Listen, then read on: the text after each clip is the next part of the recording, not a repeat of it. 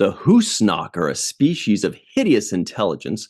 Lieutenant Worf admires Gaul, and Counselor Troi has a song stuck in her head. Hello, everybody, and welcome to The Seventh Rule with Cirroc Lofton. Hello, hello. My name is Ryan T. Husk, and today we're doing a review of Star Trek The Next Generation, Season 3, Episode 3, entitled The Survivors, written by Michael Wagner. That's a familiar name from last week. Directed by another familiar name, Les Landau. This was October 7th, 1989. Where were you? What's up, Cirroc? How are you today? I'm good. I'm doing good. What's up, everybody? I'm Cirroc Lofton from the Seventh Rule Podcast, and I'll be at STSF this year in the Bay Area, celebrating with our friends at Creation. Okay. Cirroc's also from Star Trek Deep Space Nine. You might recognize him from that. And my name is Ryan T. Husk of The Seventh Rule. You've got to go to this convention. It's March 8th through 10th, just south of San Francisco in Burlingame, right by the airport. You're going to love it. There are already well over 20 Star Trek and sci-fi guests, tons of panels. This is March 8th through 10th. CreationEnt.com. That's CreationEnt.com to get tickets and to get your hotel. We can't wait to see you there. Yeah, I'll be there. Ryan will be there. And we'll represent the Seventh Rule Podcast. And Star Trek Deep Space Nine. Yeah, so, getting over the little holiday lag. That's all. It's a little slow. Sorry, guys. I know. It's true. Everybody, please make sure if you are listening in on our audio podcast, give us a 5-star rating and a nice review. And just know that you could watch this entire episode on YouTube as well. If you're watching on YouTube, please like this video and subscribe to the channel. Hit the bell icon for notifications. Leave a comment and let us know what you think of The Survivors. Okay. Few things at the top. Cirroc, first of all, I remember this episode. I'm finally into the realm of the episodes I remember. I know you don't remember this episode. You've never seen any of these. But before we talk about that, the writer was Michael Wagner. If you'll recall, our buddy Melinda M. Snodgrass, who was our guest last week, mentioned that he was the showrunner for the first few episodes of season 3 and then left. So it was nice when I saw his name pop up. I was like, hey, that's the guy Melinda was talking about. Yeah, I saw that. Then she said that because of the kind of turmoil in the episode that she wrote, that he just basically couldn't handle the job anymore and quit. So I guess we're not going to get too much more Michael Wagner episodes. So this is kind of the last little bit of what he contributed to the show. But yeah, I'm interested to get into it. And, it had a feel. It had a nice Star Trek feel to it. Yeah. Do want to ask you, though, first and foremost, what you thought of this overall. Like, when I was about 60% of the way through it, maybe half, maybe a little more than half, I remember thinking, I'm worried that Cirroc's not going to like this one because, I'm not sure if I like this one. Like it was kind of, it was kind of slow. It was a story. Now the ending was great and it all makes sense. What it was one of these episodes that was a story more than anything. It wasn't like crazy entertaining or exciting. It was a story. It was almost like a fable. It was almost like you remember that story, like when people see a picture of these two people 15 years after watching that episode, they go, oh, I remember them, oh, that little love story. But I don't know. How are you feeling about it? I did think it was a little slow. There were moments that I liked about it. There were elements of it that I liked, but overall, I felt the story was slow. It got me interested in the beginning, talking about the colony under attack. There's 11,000 people. I thought we were going to be seeing a situation where we go to a surface of a planet and there's one of those communities and everybody's kicking the hacky sack. And I was waiting for that moment, And then it gets down to two, and then they look like they're in a house that's somewhere in Studio City in the Hollywood Hills or somewhere. It didn't like the home itself. It didn't capture my attention in the kind of way that I was looking for. Let's say it felt very, you know. At first, I was like, "Is that the water treatment facility?" In the valley, because it looked a little, the angles of the exterior kind of looked like it, but then I was like, no, this is a home, and it just was a little, it was missing the umph there, because the mystery, and when I watch these episodes, basically what I'm doing is it's a mystery. I'm watching a mystery. I'm watching like a puzzle that needs solving, like a crossword puzzle of some sorts, a visual crossword puzzle. And so you're watching it and you're trying to figure out what's going on at the same time as the crew. You're also putting yourself in the position of the different crewmen when you think about, oh, how would I handle it like this if I was given these orders, or what would I be thinking if I was the captain or so you put yourself in different positions and you try to do the problem solving. You try to sit down and say, okay, I'll figure it out. I'll figure out what Captain's got to figure out. Mm-hmm. And Mm-hmm. in this one, it was like it was obvious to me that this story was going to hinge and revolve around this couple, and that there was a mystery that was just very underneath and easy to solve. It wasn't that mysterious. It's like you see the guy with the bloody hands and the bloody clothes, and you're like, I think you killed your girlfriend, bro. It's like it's not that difficult to figure out. No, So I fought this intruder, and then I yeah, ended right. up being unscathed, except for these weird nails on my claws on my back. Yeah. But then, yeah, it was Yeah. Okay. totally, it was, Yeah, I believe you. So it was but one of those kind of things. along those lines, real quick, of where the location was, I just did a quick check. Malibu, California. It was a home in Malibu. Okay. Here it is. Now, obviously, this is extra added around. It looks like this kind of looks almost California-ish, but anyways, a home in Malibu, California. And also funny to see Riker doing his stunt right here, which is cool. Bring your kids to work day. That's probably maybe the inhabitants of the house. They could their thing is they get to watch. That was a fun stunt from Riker hanging upside down, right? Yeah, no, that was fun. I enjoyed that. I like the exterior of the house. Yeah. It was the interior. It was the interior that I kind of thought was dated, to me. You know what? Now this is when I get my nitpick hat on and my nitpick glasses, and I say, when they walked into that house, I was like, that house is way too clean and neat and orderly and brand new. And like, it was just weird. It was like, I was like, they were walking into, Malibu Barbie set. Like there wasn't, I don't know, make it White. look, especially because Yeah. I'm thinking what I was thinking, and the They reason it said kind of, nuclear apocalypse, like it was right, was used. exactly. The reason it jumped out to me was because I was like, well, they're the only two people left in existence as far as they know. What are they keeping the house that clean for? They're not expecting guests. Their clothes are perfect. Their rug is vacuumed. Everything's dusted. I'm like, for who? You're telling me that the two of them wouldn't start just wearing ratty clothes eventually and being like, whatever, I'll leave my jacket on the chair. Like, who are you trying to impress? Yeah.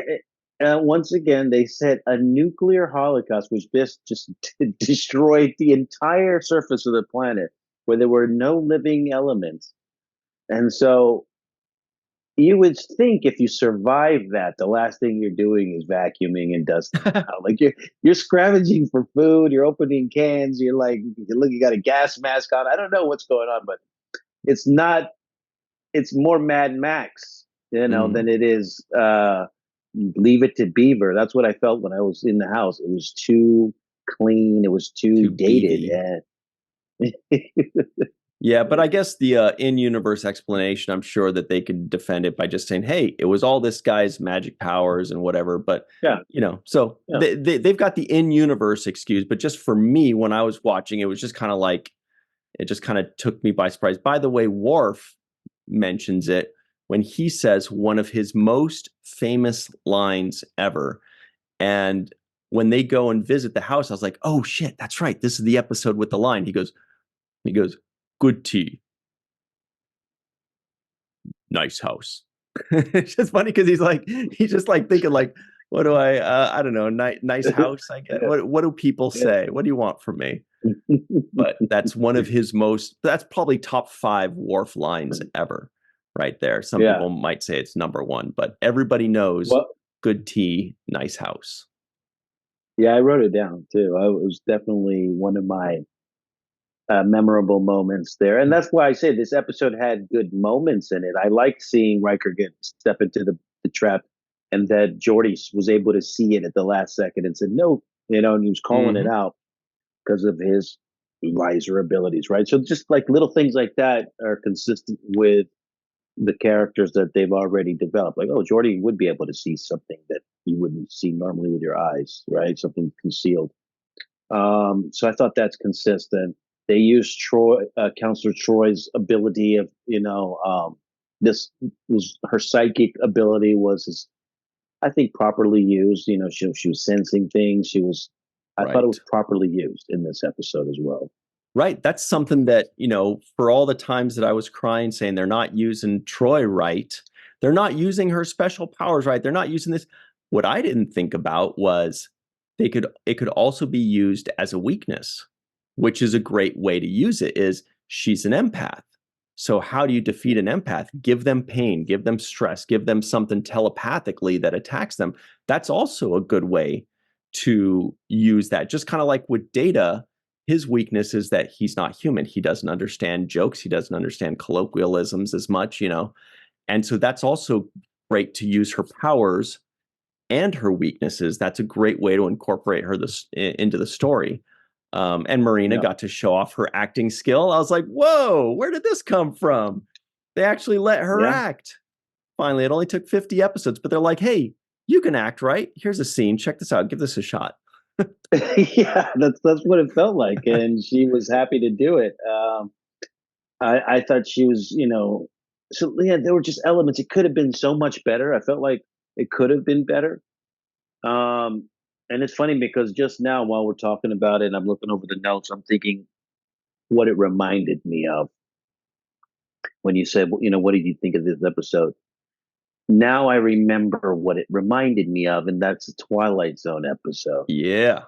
Which one? And there's a Twilight Zone episode where they go to visit this man who's off on a space. He's on a space colony, and he's been there for a long time. And the astronauts are there to resupply him with more stuff, and they see that he's kind of gone mad a little bit, and that's because he made a robot woman to be his significant other, and he fell in love with her, and he basically loves this robot. And the guys who were the space astronauts were trying to say, "Hey, man, she's not real. Let's, you got to come back with us," or whatever it was. I forgot the whole story exactly, but they had to destroy the robot in order for him to have a realization that this wasn't a human being that he was already in love with, because he had grown to love this robot. Um, but it was interesting to me because it was basically about a man coping with uh, isolation, Mm-hmm. and also creating something to be his companion. I mean, even in the Castaway movie with Tom Hanks. I mean, the Great volleyball, movie. Great Wilson. right? How do you create such a good movie with one guy? Yeah.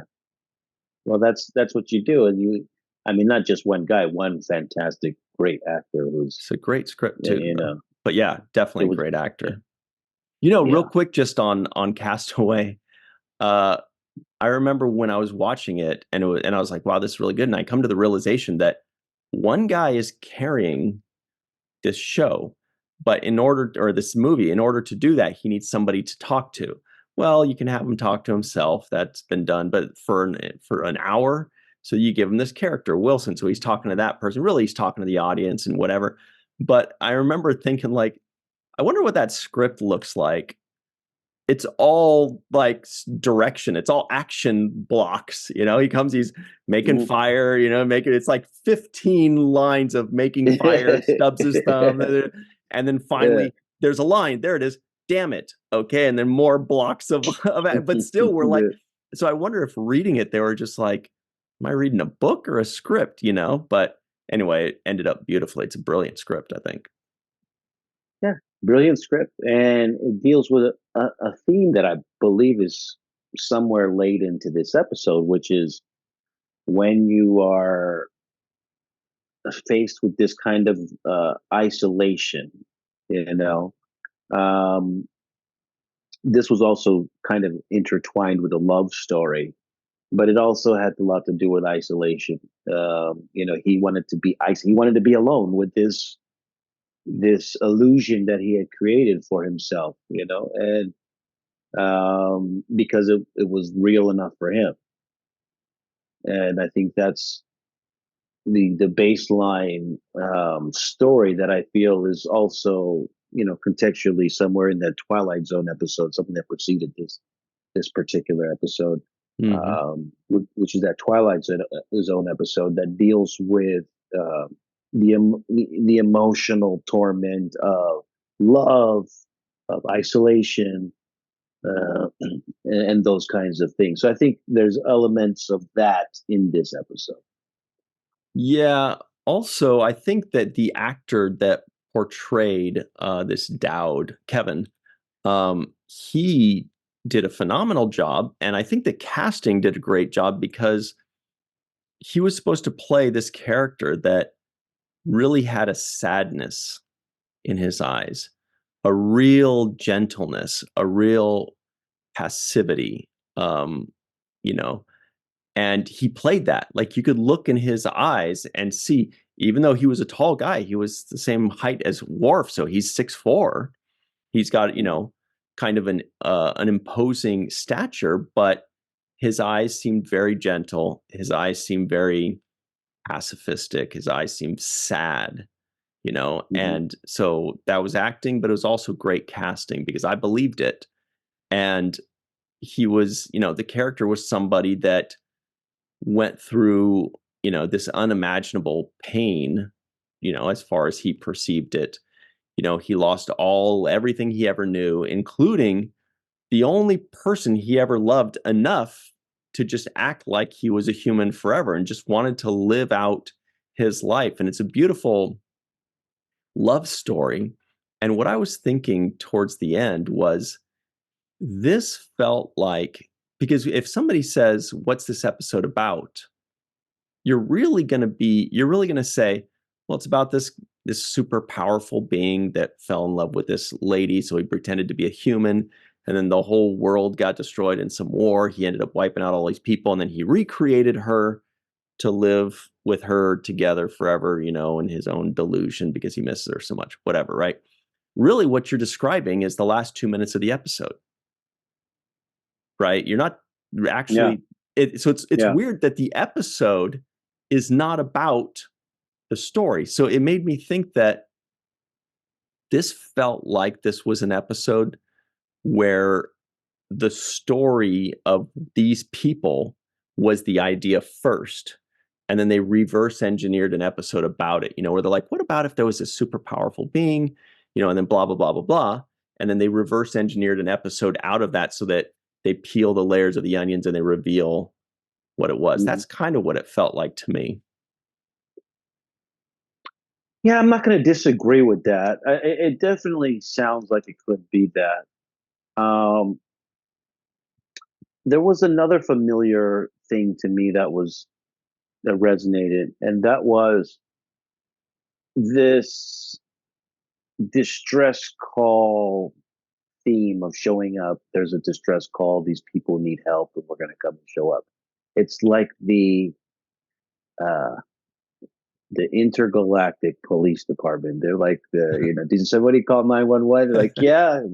Here comes the Ghostbusters. card, or something like that. Because it's like how many times I feel like I've seen this almost play out, where they're like, we're in the Denobulan system, and we found the stress call or the signs of life, or there's these conflict between two parties that need resolution. And so I did find that to be a similar kind of underlying theme.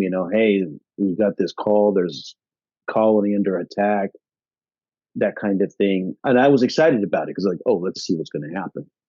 Um, yeah, it was just a little bit under. It was just anticlimactic for me that this story wasn't bigger than what it was. I would have liked some because this could have been a Q episode. Hmm. This could True. have easily. True. I mean, because the Dowd, what's different than the Dowd and what the Q are? What's the difference? Right. Well, here's something I found when I was just Googling imagery for this for my background. And I just saw the picture, but it immediately made me go, oh, that's interesting. And what it is this picture. There's no explanation to it, but you get it pretty much right away. For anybody that's seen Discovery and remembers when there was I think it was season 3, and they were trying to figure out what the thing was, and it turned out it was this guy that his mom died at the end. Remember that, like the final episode, his mom is a super powerful being, and his mom died, and so he was Mm-hmm. screaming, and he was wiping out all these planets, and there was just all this crazy stuff that was going on. And that's Mm-hmm. very similar to this guy's story, just some all-powerful being that Mm-hmm. got hit with an immense loss and pain. And Mm-hmm. so billions were suffering because of it. Well, I don't remember what Yeah. the phenomenon was that he was creating. I'd have to brush back up on it, but I believe it was the entire arc of season 3 of Discovery. And that was like the second or last episode. Yeah, it was the season arc, and it was about those screams were causing dilithium crystals to like somehow not be around or something. So it was causing them not to be Mm-hmm. able to, you know, fly their vehicles anymore. Federation was basically out of gas, um, if I'm not mistaken. But yeah, the Dowd, he says that he's an immortal being of disguises and false surroundings. But that sounds like the Q to me. You know, Totally. I mean, actually, it would have been a twist for me had at the end of this episode that old man turns into Q and says, "Ha, got you." Real quick, just to finish up on that Discovery thing, I just did a quick search. It was called The Burn. That's what he created. The Burn that was burning everything. And his name was Sukal. Sukal. I think that was his last name. His first name was Steven. But anyway, so he was really good at fighting. Yeah, yeah. That burn, you don't want to get the burn. Trust me, guys. Yeah. Anyway, So so yeah, that's I remember. I remember that all powerful being who screams. And I would have liked more on the music and how the music was used as a weapon. I could have used like some kind of more explanation behind that. mhm. And we can talk about that on the other end of this break. But I do want. I felt like I was missing some things, and we're talking about some of the elements that I feel like I was missing in this episode. Um, there was some baseline great stuff, but then it felt like, oh, give me more here, give me more there. Give and we'll me talk more. about What it. is that? Like Britney Spears, I think. Give me more. Give me more. Give me, yeah, Something. something like that. Anyway, but as Cirroc said, we're going to hop over to our break very quickly, and we'll be right back. We're going to answer all of those questions. I actually got a lot of things to discuss on this episode, which is weird because it was just kind of like a through line. You know, it wasn't like a lot of things that happened, but it was just an interesting story. So we'll get up into it. We'll be right back on the seventh rule. Hello, everybody, and welcome back to the seventh rule with the Def Leppard shirt wearing Cirroc Lofton. Hello, hello. That is a badass shirt. We got to figure out a way to work Def Leppard into this. We'll see how that works out for us. Here are the trivioids of the week. They go a little something like this. The Enterprise got a distress call from the Deltar Rana star system. Rana 4 possessed no interstellar spacecraft. Kevin and Rishon are botanists originally from the aquatic city New Martim Vaz. More on that. In Earth's Atlantic Ocean, Lieutenant Worf admires Gaul. Counselor Troi has a song stuck in her head. Captain Picard is surprised that even Kevin is surprised he walked into his house. Kevin is a Dowd. The Husnak are a species of hideous intelligence. Real quick, on that, Captain Picard is surprised. It just confused me. So Captain Picard shows up into this person's home. The person is surprised to see him, and Captain Picard is surprised that someone is surprised that he walked into his house.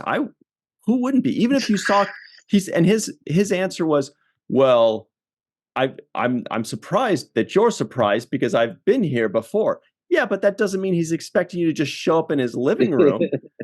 Like if you came over once, Cirroc, and we talked and whatever, and then you left, and then suddenly I'm baking cookies and I turn around and you're right there in my kitchen, I'd still be surprised. And you'd be like, well, I don't know why you're surprised. I was here yesterday. That doesn't mean I'm not surprised right now, bro. You didn't knock. He didn't knock. Why didn't they knock? That was the weirdest scene to me.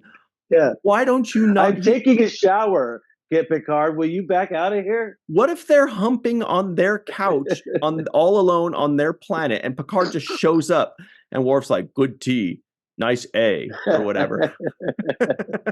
Nice house. Anyway, that was TNA. All right, yeah. I got that one. There we go. We got it. All right. I was listening to you talk about her name, Rashawn, and actually when I heard it, I was like, that's a black name. They gave Kevin and Rashawn. They should have been black people on. They should have been called the Hearts. Kevin and Rashawn Hart. Right? I mean, seriously, I would have liked it better if they were just, two black people on the planet. It would have been a little bit more interesting with the name like Rashawn Oxbridge. What do you think would have happened if Picard just showed up in their living room? Any difference? Any different reaction? You would have got hit with something. She would have chased him with a rolling pin. Something's happening. I can guarantee you're not just showing up without knocking it. Yeah, at the Johnsons. Better ring that doorbell. No way. But Data had a moment in this where he was kind of giving the exposition in this. He's like, "Oh, I read about you," and I thought that's a clever use of Data. It's like, "Oh, we don't, we're not going to have him give the whole story and talk about it." He just kind of gave us a little rundown on, oh, she's 85, he's 85, she's 82, the botanist, and this and that. I thought it was a great tool for a writer to be able to use a guy like Data, who's this wealth of knowledge and can easily remember stuff and spit it back. I thought it was a good way to use him. Real quick on that exposition, because Data said they're from New Martim Vaz. Now, when in Star Trek they say new, or even on Earth, when you say new, there was originally something, there's New South Wales in Australia. We know that there's Wales. There's New York. We know in England there's York. We get all this, New Amsterdam, whatever. So I immediately looked up Martim Vaz because I'd never heard of that, but it's got to exist somewhere here. And it's a tiny little island archipelago in the Atlantic off the coast of Brazil. It's something like 6 miles in total surface area, or 10 kilometers. And it's just a little naval base that houses up to 8 people. I spent way too much time just looking at Google Earth at this thing. I was like, I just kind of picture, I'm like, what if you're one of the 8 people living there and you've got 6 miles? You could literally just walk away and not see somebody for a week if you wanted. You could just go on like a little nook, but anyway, so they named it after that. I don't know why they named it after that, but it kind of, maybe Gene Roddenberry was stationed there at some point, because a lot of things, there are some naval things incorporated in Star Trek. So anyway, I just kind of wanted to look that up and see if I could figure out why that one, because it's so obscure. Who knows of Martine Vaz? It's actually, the whole name is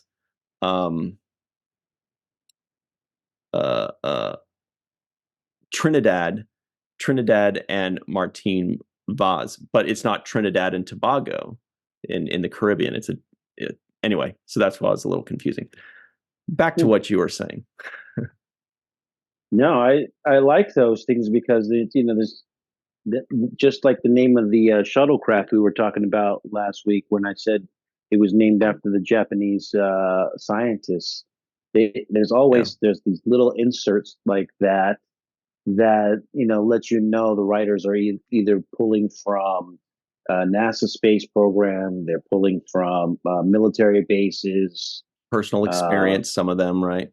Personal experiences, writer literature that we, I think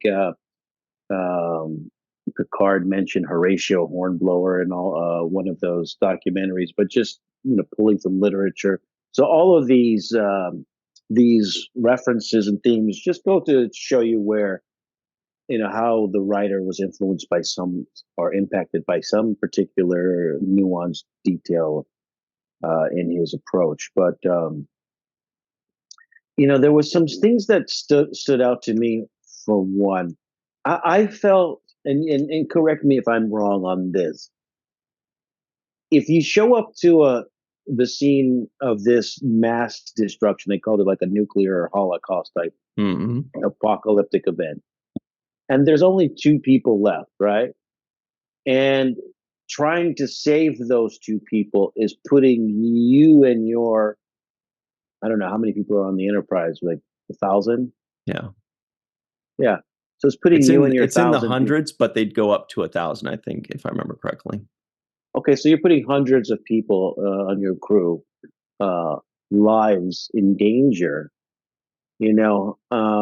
Would you be that adamant and persistent to rescue the last 2 survivors of this place? I mean, knowing that they only have 5 years of supplies or whatever the case was that Worf was outlining, would you really risk that many people? I was under the impression that another rule that guides Star Trek and the Federation is the needs of the many outweighing the needs of the few. I thought that was like a general principle that is applied always in Star Trek. And in this particular instance, the needs of the many, which would be the crew, is in jeopardy to a large, degree over the needs of the few, in my opinion. That's spot on, I think. And by the way, it was the original Enterprise that was in the hundreds.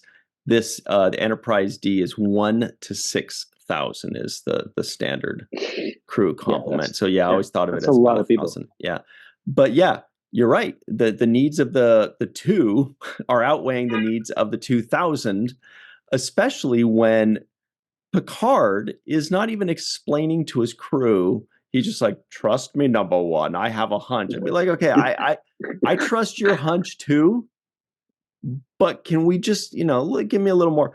But yeah, I agree. Yeah. So here's the thing with that. That's a Vulcan saying the needs of the many outweigh the needs of the few. So it's not necessarily Federation, because you're right. They're going completely counter to it. And we do see them go completely counter to it sometimes. They're risking an entire ship or an entire away team to save one person or three people, depending on how important that person is. Sometimes they just let them die. If it's like the Maquis, they're like, I don't know. We got a routine maintenance coming up. I would love to save the Maquis, but we're not going to risk our ship to do that. But yeah, in this case, they're like, yeah, two old people. And then also this guy's so all powerful that he can even trick vital signs, scans. He can, because they were scanning two humans, if you'll recall. So a lot of those things I was like, but I guess they can explain it in universe. He's just that powerful. He can do anything. But yeah, back to your point. It's not a worthwhile risk, in my opinion, unless you're sure that it's not a risk. And initially, they were not sure it was not a risk. Now, the only explanation that I would use to kind of argue against my own, proposition, and that is, at this point, Troi is essentially infected with whatever Exactly thing, and so her health is dependent upon them having success in this particular mission. So that would cancel that out. Like, hey, why don't you just leave them and go? But to me, also, when they moved away from the planet, I would suspect that the music would be less impactful because it has accomplished the results that it was set out to do, which is to get them out of there, right? So when Picard said, let's go out an hour away, I would assume that her symptoms would reduce, like the signal would get weaker or something. That's an excellent point. And it would be a fun part of the episode for her to be like, oh, I think I'm starting to feel, oh, now I feel terrible again. Are you going back towards the planet? Yeah. So it's like, it would be a direct connection. And that would be that'd be an interesting way for us to find out that we're going back, is her reaction to it. That, you're right. That would be a really fun little element. And it would only add 20 seconds. Yeah. You could fit it in there. Yeah, I mean, it could be faint. And so, it's like, hey, should we just leave and you will constantly hear this faint little thing? Or do you want us to go back and try to fix it? That could also be an element of the storyline as well. But, that's another thing. You went back. I wanted to go back to her performance, though, because I think Marina had a good performance in this episode, specifically when she had the scene with Dr. Crusher. Mm-hmm. And Dr. Crusher says, hey, okay, I can put you to sleep, and get you, in a meditative state. She says, I don't want to sleep. And I thought the way she said that, she was pushing back, like, I want to experience this. I want to feel it. I want to understand what's going on here. I thought that was good pushback against Dr. Crusher in her performance, in her tone, in her voice. Also, when she said, it's not a dream, it's real. The way she delivered that line reminded me somewhat of how Sisko said, it's real, when he was in that Benny Russell. Far Beyond the Stars, yeah. Yeah. Yeah, and I did think, I when it first kind of started kicking in, my first thought was, is it healthy for a therapist to be hiding her ailment? Because she had I thought the same thing. Yes. I'm like, you're not leading by example here. If you're telling everybody, hey, you need to let me know if there's a problem, you need to talk about your problem, and then she's like, oh, I got a problem. No, it's nothing. That was a little off. Although I do think that it was interesting that they chose music for it, because the guy, being a pacifist, he didn't want to like destroy this, like her senses. So maybe he just thought that was the nicest way to do it. I don't know, but yeah, it was a little off. And then, but then beyond that, maybe you could think, okay, maybe she's just not sure yet, so she's hiding it. Fine. But the second part of that is, she has a responsibility, especially as somebody who has a gift that nobody else has on the entire ship. And her job is to let him know, hey, I'm sensing this, I'm sensing that. That's her job. That's her value. I'm sensing this. She should also be saying it if she's saying, hey, I'm sensing something really weird inside of me. It might be nothing, but she has a duty to, just like if Geordi picked up really interesting readings from his visor, he would say, hey, Captain, might be nothing, but this tree is giving some really interesting readings, just so people are advised. So, I think that's kind of a miss there, in my opinion. Not major, Yeah. but it would just be I, adding to her skill. number one, I wrote down in my notes, why isn't she sharing the fact that she's tormented by the music? I thought that was weird. You're the person who's the counselor. Your job is to get people to open up about their feelings and emotions. And here you are not opening up about your feelings and emotions. It was counterintuitive to the thing that you were practiced to do. So that was the first kind of, it actually took Picard to like rip it out of her a little bit, like he had to cry and say, oh, I don't even need your powers to sense that something is wrong with you, like it was like you look a mess. You're over here brushing your hair, and like he could tell that something's wrong with her, right? Then I also felt like, as part of detective work, she should also say, when you guys, I mean, to the away team that was there on the planet surface, she should say, when you guys were away on the surface of the planet, I started to hear music, and it won't leave my head. Did you guys hear any music when you were on the planet? And that's Totally. when Data, who has a totally 1000% memory, can not only recall what happened, but probably could play it back, the audio of it, and say, oh, the music actually sounded like this, right? Yeah. So then the people could know the origin, do some investigation, and asking the old man, hey, this music that you played,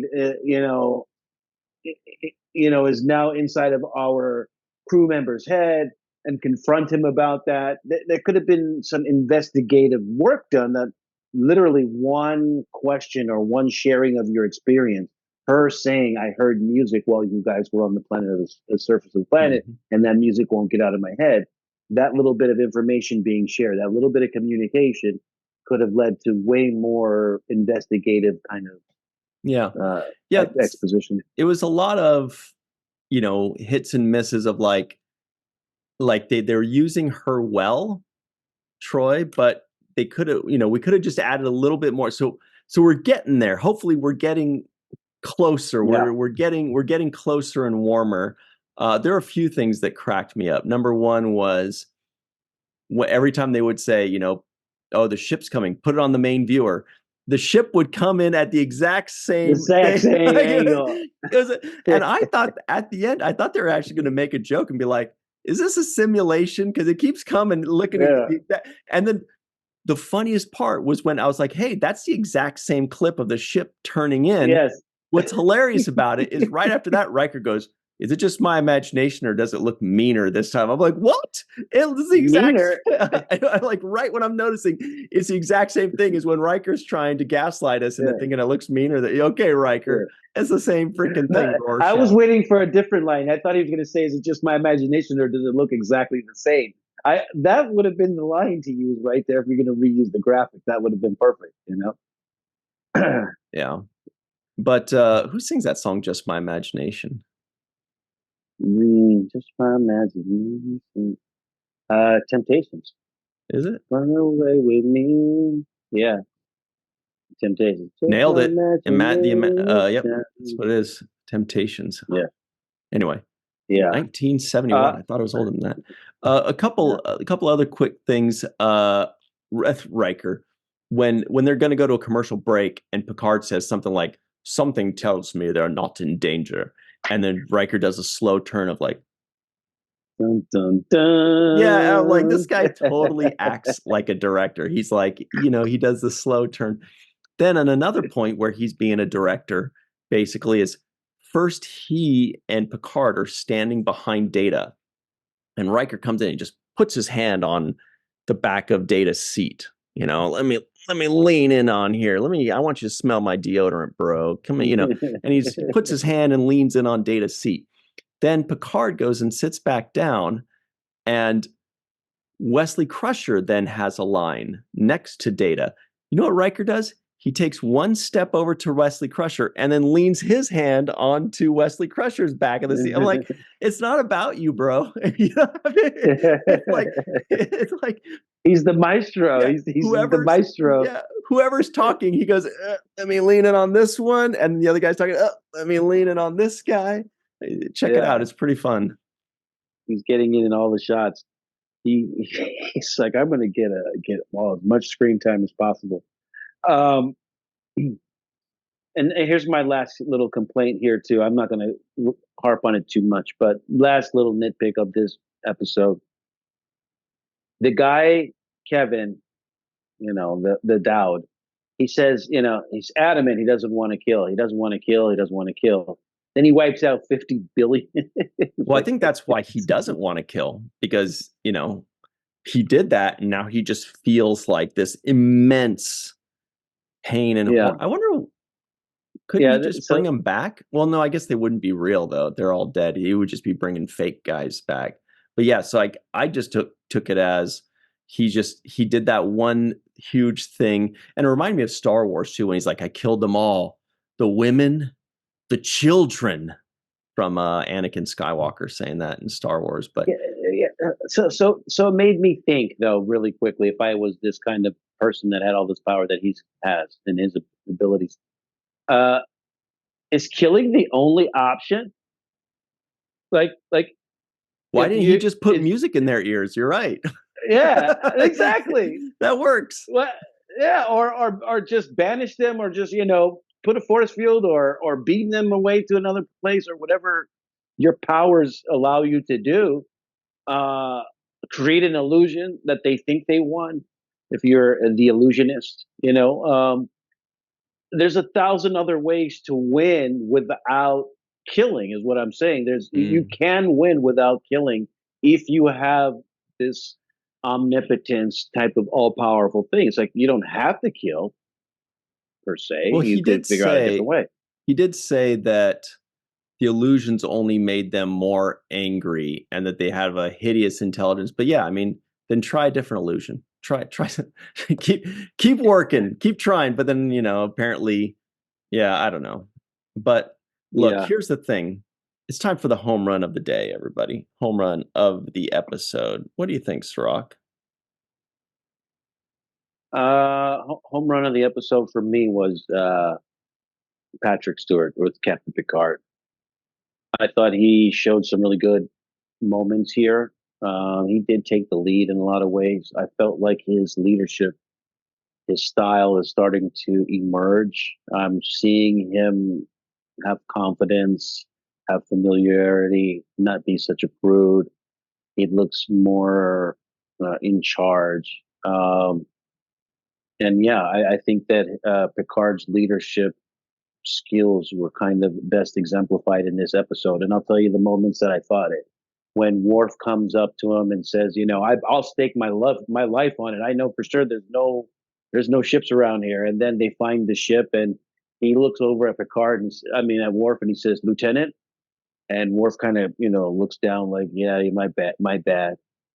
And later on in that episode, he kind of says, forget your previous mistake, Mr. Worf. Yeah. And I thought that's leadership right there. It's like holding somebody accountable for what they said. They said, I'll bet my life on it. Your life would have been ended right there, bro.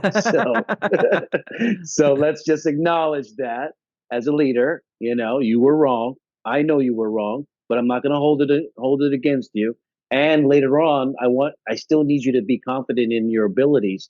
So I'm not going to put this negative stigmatism over you that makes you fearful or less confident in the moment. So I'm going to say, forget your previous mistake, Mr. Worf. It's okay. No one could have predicted that, and move on. And I thought that showed to me the kind of leadership that Picard is starting to be known for. I'm starting to see it in this episode. Yeah, definitely Picard is starting to feel more like Picard, and Riker is starting to feel more like Riker, at least the way fans of Next Generation know them. I'm going to say Worf gets it for me, the home run, because when he said, good tea, nice house, he created a meme forever There's forever memes and GIFs everywhere of good tea, nice house. Everybody knows and loves it. Also, secondarily, the casting director that cast this man that played Kevin. Kevin! That's from that's the Home Alone, and it's also the bird in Up, if I remember correctly. His name is John Anderson.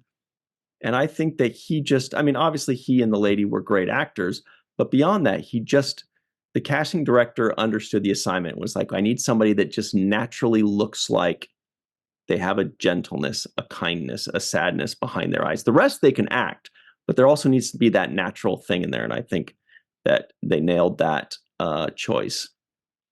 Yeah. Other people that nail their choices are our friends Homer Frizzell, Dr. Marie Segal, Eve England out in Wales, Yvette Blackmon-Tom, TJ, Jackson Bay out in Missouri, Bill Victor Arukin,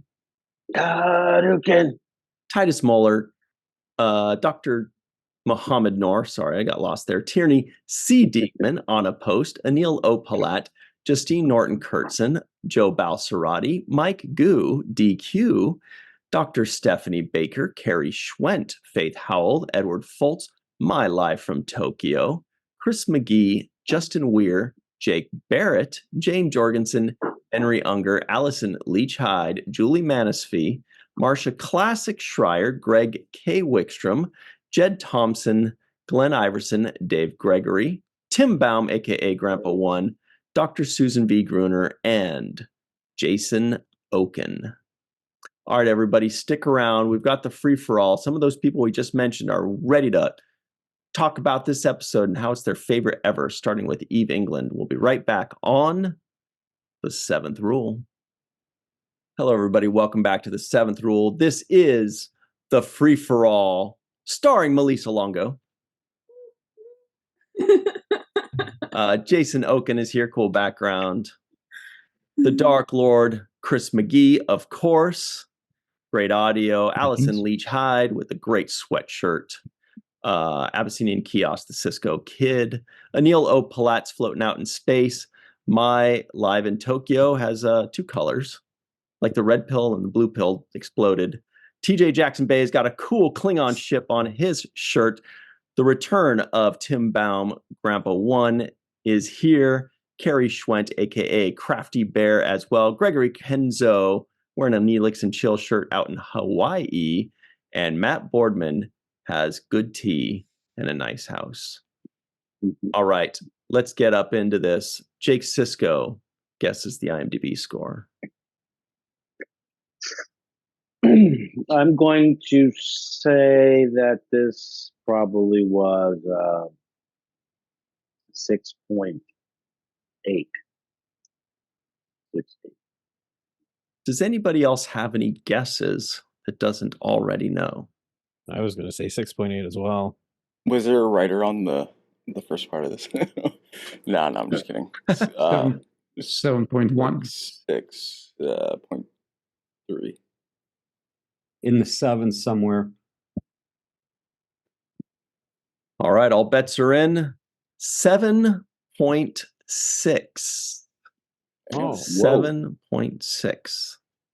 I think a lot of people, when they look back at this episode, they remember what the story of the couple was that was revealed in the last few episodes, more so than the episode in its entirety, because I feel like that story really stays with people. But that's just a guess. Did we have any non-appearance mentions today? I didn't catch any. Dark Lord says no, so it's definitely a no. All right, Malissa Longo, can you get us started on the right track? Let us know, what did you think of this radical episode? I do think the story stays with you because I know that it left an impression on me when I finished it. And I remember feeling it just, I watched it twice just to, I usually watch it twice just because I miss things all the time. So it's just for my brain. I watch it twice. But both watches, I thought, oh, well, how sad. How sad for him. And not only grief that he's living with, but the guilt too of eradicating an entire species. That guilt is very prevalent, and it's very much married with the grief of losing the love of his life. And so I felt for him. I really felt for him, and the sadness that he carries. I do have a lot of things left unsaid, but overall, I do think it was a pretty good episode, and the couple stories stayed with me. So I think that's why it's gotten such a higher score than some people may have given it. So yeah. Oh, and all of the shots were.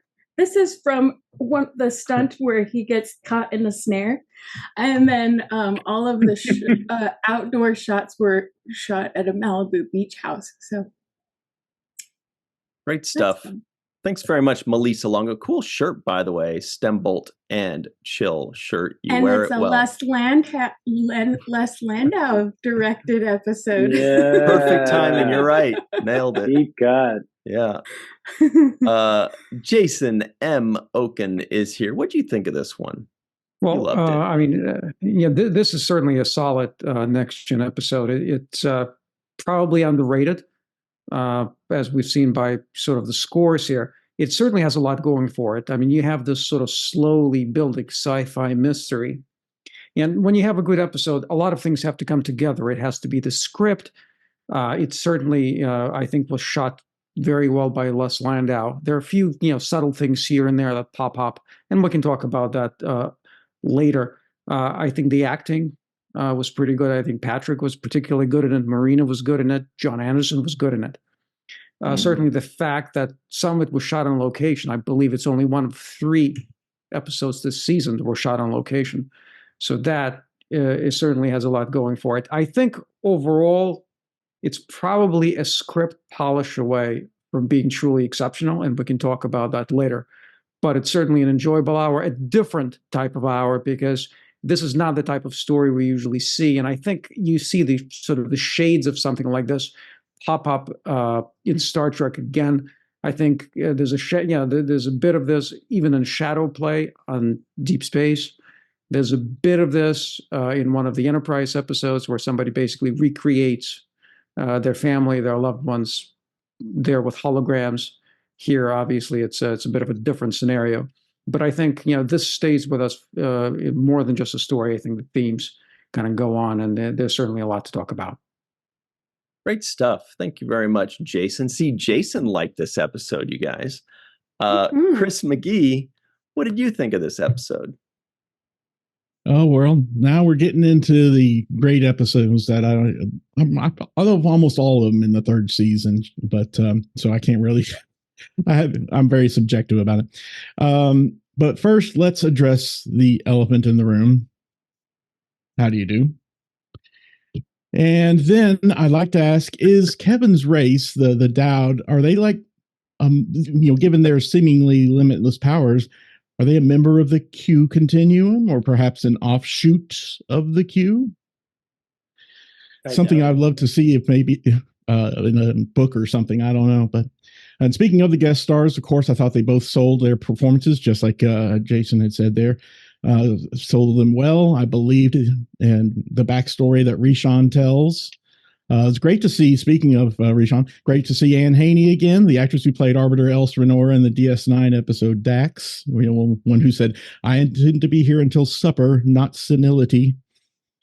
And of course, as mentioned, John Anderson in his role as Kevin Uxbridge, can't even say that name, with a singularly unique voice. I would have loved to hear him narrate an audiobook or two. That would have been fantastic. Also, in relation to him as a Dowd, I enjoyed the tragic backstory that, like you had mentioned earlier, Ryan, that's what a lot of the viewers focus on, even if they somewhat reuse it in a later episode with a more familiar antagonist. And I'll say any other nitpicks and other thoughts for things left unsaid. Did you happen to catch the some kind ofs in this episode? Tell us. There were two of them. One was when Dr. Crusher, after the crew discovers the untouched plot of land at the beginning, she says it must be some kind of illusion. And then Kevin, while greeting the first away team, says, "Go back in the house, Rishon. This could be some kind of a trick." Ooh. So we got two in this one. Good one. Very nice. And Thanks. my memorable quote of the episode, I always end with that, is instead of the good tea, nice house, which we all know and love, I'll go with something a little bit different, which is, "My apologies if I interrupted a waltz." Oh, yeah. Good one. Thanks very much. Chris McGee, the Dark Lord. Allison Leach Hyde is here. What's up, Allison? What do you think of this one? As I've watched this episode, as I've gotten older, I've liked it more and more. As a kid, I didn't particularly like it because I didn't get it. You know, as a kid watching, it's a slow burn episode. So, you know, it was hard for me as a kid. As an adult, I think the acting is quite wonderful. Everyone was very understated. And I really liked the actress who played Rishon's very understated way of showing that she was like the shell of a memory of his wife. Like, I thought she did a really lovely job doing that. And as Malissa said in the text chat, that yes, John's wife, who played Kevin, had died the previous year. And so this was an exceptionally hard episode. He almost didn't take the role. And yes, I think he brought all of that to this role and made his performance quite astounding. And as I've aged, I love that. On a lighter note, I love that we got the turquoise dress from Deanna first episode. We get it for many seasons after this. It's a great outfit. And my favorite line is really short from Worf, and it's, "I admire Gull." Thanks very much, Allison Leach Hyde. Anil O. Palat, what's up? Good to see you again. What do you think of Hello. this one? I'll show my chat pack shirt there for a Nice. second. Yeah, I was curious to hear what everybody else thought, because I've always really liked this episode. I think it's a great sci-fi concept. Everybody's involved. All the characters are involved. The acting is amazing. You really believe, you know, like if the acting wasn't there with the two characters on the planet, this would be kind of a flat episode, but you really buy into it. And I like that Picard does something kind of unusual, right? Like most people would have been just like, okay, whatever, everything's fine, and then have left. But he can't leave it alone.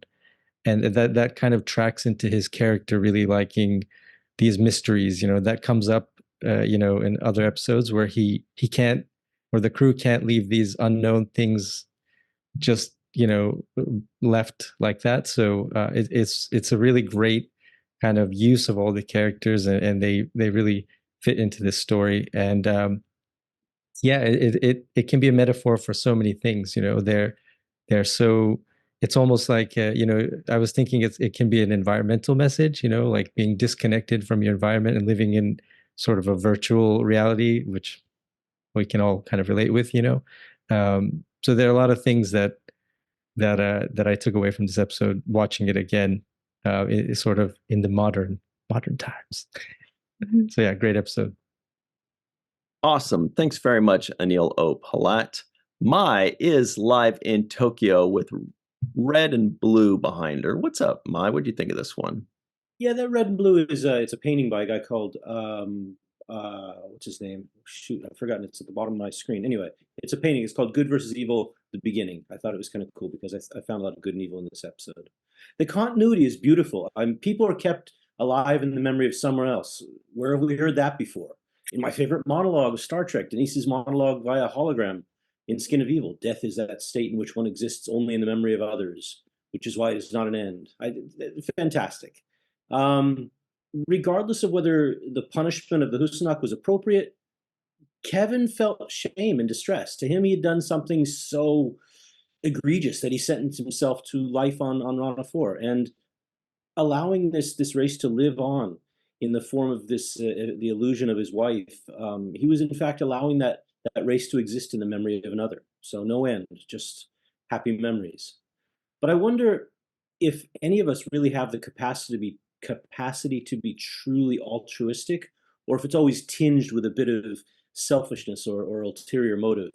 I think this anthropomorphized space being that Kevin was, in taking the human form, also took on the human failing of being unable to do a purely good deed.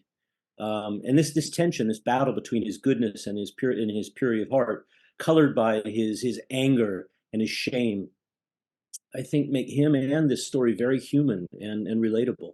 And I think it's exactly this tension that makes this a great episode. I think it's definitely underrated. I agree with that statement, and which gives each of us much food for thought. So I want to leave you with the words of a modern philosopher regarding this that were uttered about half a century ago. And it goes like this: there are two paths that you can go by, but in the long run, there's still time to change the road you're on. Nice. Excellent. Thank you very much. Live in Tokyo. TJ Jackson Bay is live in Missouri. What's up, TJ? What do you think of this one? What's up? Oh man, I love this episode. I always have. But I thought a little bit differently, like I do these days, watching it this time around. And it made me think about, kind of along with what Mai was saying, the things that fear and anger can motivate us to do or cause us to do, even if we have a resolve against that thing. And in this case, anger against the Husnak made Kevin keep them out of existence. But in addition to that, his fear also made him put that music in Counselor Troi's head to try to hide who he was, because he knew that, she'd be able to sense and suss it out of him. It didn't matter. Picard did that anyway. But fear and anger, made him do these things that were against his character. And I think that there are times in our lives where we all find ourselves in that position of having to make that choice. Am I true to who I am? Or, do I react to the circumstances that I'm in? And a lot of the times we find ourselves, having reacted to those circumstances and then having the fear of being found out, just like Kevin did. So, I have a few more thoughts for things left unsaid, but I'll end this thought with a quote that has nothing to do with it. And it's my Wesley Crusher impression. Look at the size of that thing. Why? What do you mean? Why is that notable? Anyway, it's the quote that stands out. Thanks very much, TJ Jackson Bay, out in the giant state of Missouri. Grandpa One, aka Tim Baum, is here. What's up, Tim? What'd you think of this episode? This was one of the first two episodes that actually, when I realized that Next Generation was going to be okay. Growing up with the original series, and waiting so many years, the first season of Next Generation, I'm like, I don't know. But Troy's Baby, which was the first episode of the second season, and this one, that led me to think, okay, this is going to be different. And I, like Allison mentioned, a lot of my friends didn't like it because there was no phasers no battles. It was more a thought. And so they didn't like, but that's why I liked it. But no, I thought it was a very touching episode. And it reminded me of rewatching it. It reminded me of Shadow Play. And to some extent, that one episode on Voyager where the Doctor creates a whole family on the holodeck. But I thought it brought up some questions that Star Trek should be bringing up. Do you eradicate a whole species even if it's evil? What's the ethics of that? So overall, like I said, this is one of the episodes. Okay, I'm going to start watching Next Generation more closely because it's actually getting its feet. Getting its sea legs, right, Grandpa One? Space legs, I guess. Thanks very much, Tim Baum. Carrie Schwent is here, aka Crafty Bear. What'd you think of this one, by the way? This one is very, very good. couple of quick things to start off with. As a Dancing with the Stars fan, Kevin and Rashawn, your frame needs work. It's too loose. You need to tighten that up. You're not going to get very good scores with that waltz. And gold star to the stunt extra when the Enterprise got hit. He went all flailing. You can only see half of it with the horseshoe thing in the way, but that was some quality flailing, and I appreciate a good stunt. Poor Riker bouncing off of the pole when he gets hoisted in the air just makes me giggle every time. The actress playing Rashawn, I love her to death. She's in two of my favorite movies. She's the social worker in Mrs. Doubtfire. She's the president's secretary in The American President.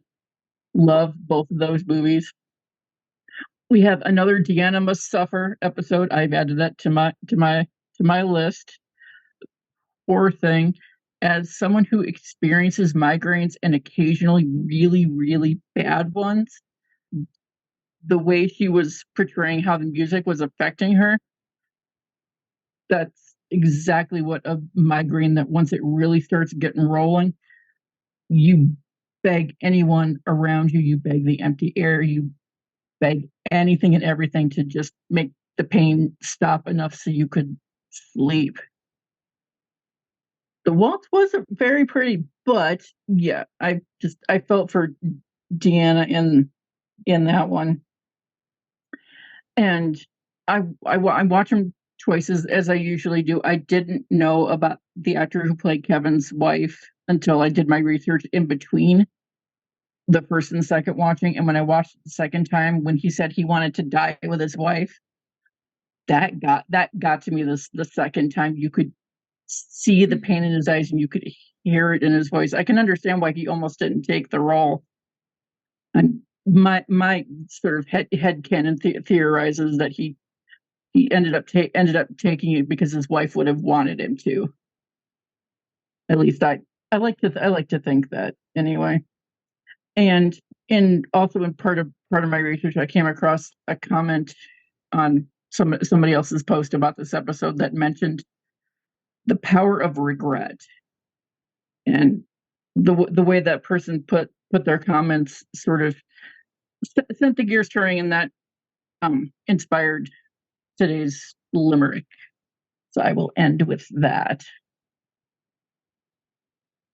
Regret is something that's hard to live with. We all have things we wish we could fix. It's important to feel to help us to heal and grow beyond the pain we inflict. Sometimes you do inflict more pain than you mean to, and you immediately regret it afterwards. Mm-hmm. But by then it's too late. So thanks very much, Carrie Schwent. Great stuff there. Greg Kenzo out in Hawaii. What's up, Greg? What'd you think of this one? You know, the first time I saw it, I thought it was really good. But the first time I saw it was about like 3 weeks ago or 4 weeks ago. And so maybe it was a few months before I started coming on here. Anyway, it was too fresh in my mind when I saw it. I noticed some of it was a great sci-fi story, to be honest. Like, I love that. It's Kevin, right? Like, that's how kind of little I was paying attention. Sorry. This time around. He's like a cute character, like Chris said, but I mean, he has that same type of power, right? But we never go into the background on that. The thing I didn't like was, and I'll focus on the positives, but I just got to get this out of the way. He says he's a pacifist, but the psychological torture that he does to Troi is like the opposite. It's like it's a means of combating this opposing force, like trying to come in, right, and remove him. So I mean, it is you are inflicting pain on someone for, in order to keep what you have. So I mean, I just really didn't like that. To be honest, yeah, you would never want to hear that same song, like, and then it gets louder and louder. You can really see the pain on Deanna Troi's face, and Yeah, but I mean, the rest of it was great. Like, I loved how we've gotten to the point where the crew trusts Picard enough to follow him into this situation where, like, we're gonna die if you don't do anything. And, you're like, yeah, we trust you. So, you know, it's coming along. The first time I saw this, I thought it was really good. It was really good. Yeah. Second time, not so much, but it's okay. The first time. Well, thanks very much, Greg Kenzo. Let us know how the third time goes. Then you'll really be blown away. Space them out a little bit. Yeah. The Matt Boardman is here. What's up, the Matt? What'd you think of this one? You know, this is one of those episodes, like, for me, there's some outlier Next Generation episodes that I don't see very often. And, just in passing. And this is one of those episodes that it's kind of like one of those anomalies for me. And every time I watch it, I'm like, oh yeah, that is part of Next Generation, because I don't know if I would say it's a fan favorite or anything like that, but I always kind of forget about it. And it's not because it's a bad episode, but I just remember being the first few times watched it, just being somewhat traumatized by the fact that Troi has this song playing over and over in her head, because I don't know, I'm sure we've all had that moment where we've had a song that just will not leave your head. And I've had that, like, laying awake at night and I'm like, oh my gosh. And it's usually the worst song in the world. And you're just like, I hate that song. Why is it in my brain? And it's because it's messing with me, right? But it's interesting to hear everybody's thoughts on this and to watch it again this time and to see, it really is a story about Kevin and his grief and his love for Rashawn, which I also thought was very interesting, that they had a very Titanic meeting where they met at sea, and her parents didn't want him to have anything to do with her. So I was like, was James Cameron watching this episode when he wrote Titanic? So, but I think it's an interesting exploration to what someone will do in the face of grief. I mean, his grief and his embarrassment over what he did outweighed harming another individual, and that being Troi, because she was getting too close to discovering his secret. And so, his desire to keep that hidden outweighed his, I guess, good nature to not harm her, despite all the times that Rashawn was saying, he's a good man and didn't want to harm anyone. And then one last thing that popped into mind as I was watching this is that I kind of felt like Kevin was very much along the lines of Flint in the original series episode Requiem for Methuselah, in the sense that he was a very, shall we say, old soul who had, in a way, well, I guess in this, it's a little bit different where Flint was kind of isolated off. But anyway, just kind of that same sort of similar, powerful entity who we find kind of living by themselves. That's great stuff. The Matt Boardman. When you said Flint, I immediately thought you're going to drop some G.I. Joe on us. That's sad. the first thing that popped into my brain. But sometimes words have two meanings, right, Mai? Yes, absolutely. That's a little bit more Stairway. That's bringing it back. All right. Cirroc Lofton, Jake's final take. Look to the west. Sorry. What'd you think?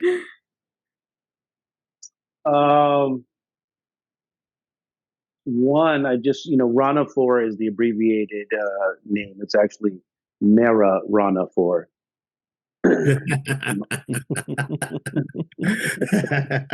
All right, we got TJ got that one. Little Mera Rana. What's the rest of the number after 4? 20, I guess. Yeah. That'd be the logical thing. So yeah, I have a knock joke out of this, and that is knock knock. Who's there? Who's there? Who's knock? Oh, Who's very knock? good. Who's not going to watch this episode? I thought you were talking about the okay, I Who's got a Knocks, flag. right? Very good. I was like, is that an alien I don't know? Yeah, well, they're gone, so they won't be watching. Flag from Grandpa. I appreciate that. Thank you very much. No, one of the themes that I thought was big in this episode, it was a small line, but it actually, stood out to me after hearing everybody talk about what, they take away from the episode. And that was the line that Picard said something about fighting back. And the wife said she would fight back. And Kevin said he wouldn't fight back. And it reminded me of those kinds of splits that couples have when there's a fundamental difference between them that literally ends up becoming the thing that breaks them. And in this particular case, he was trying to be the pacifist and not be involved. And she couldn't stand seeing everybody, being wiped out and eliminated. So she had to be involved. And it was one of those things where it's like, this is a fundamental difference in who we are. I can't stand by and watch everybody get destroyed. And he could. And I think that was the thing that the real grief was about, was that he didn't intervene before she made the decision to get involved, because he could have spared her, he could have saved her if he had intervened before. And it kind of reminds me about, sometimes you want to stand on the sideline and not be involved, and you're like, oh well, I'm going to play, Switzerland, the neutral party, and then sometimes the situation gets to the point where you have to be involved. Otherwise, it's the end of your life and the end of the world that you know. And so sometimes it forces you to be involved, even if you don't want to be involved.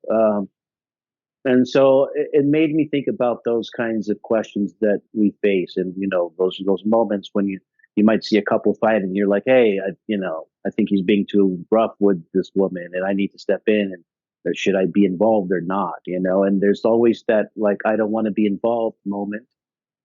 But then there is like the moment where if I'm not involved, then this could really end badly. So those are the kind of tough decisions that I felt like it was being placed in this particular episode about picking a side and when not to insert yourself in a situation that you think is basically existential to your existence, right? He's facing annihilation essentially. And I thought that was a big theme, and I felt like the regret he had was acting late, waiting too long to intervene. So that was one of the things for me that really kind of resonated as I was listening to everybody's take. I got more bad jokes on the other side of the break, so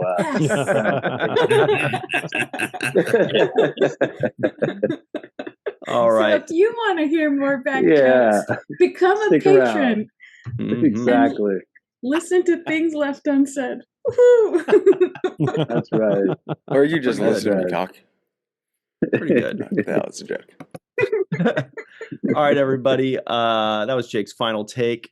Thank you very much to Malissa Longo, Jason Okun, Chris McGee, Allison Leach Hyde, Anil O. Palat, My Live in Tokyo, TJ, Jackson Bay out in Missouri, Grandpa One, aka Tim Baum, Carrie Schwent, Greg Kenzo out in Maui, Matt Boardman, Oahu, sorry. Yeah. You did the O. I got you. Out in Oahu.